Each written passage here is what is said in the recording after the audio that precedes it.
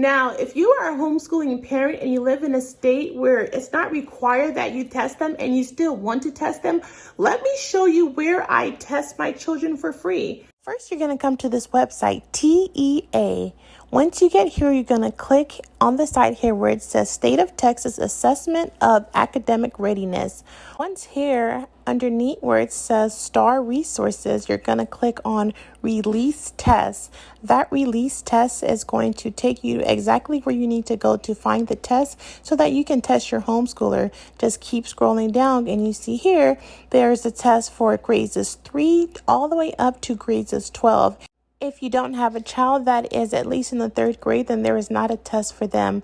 Then you just go ahead and click on the subject you want them to do. Usually with my daughter, we'll do math, we'll do reading. As they get older, they add science, history, and other subjects. So you just take them here, you print it all out for your children, and you go ahead and let them answer the questions. You do not have to worry about if you know the answers or not, because right next to it where it says answer key, all you have to do is click on that, and there go all your answers.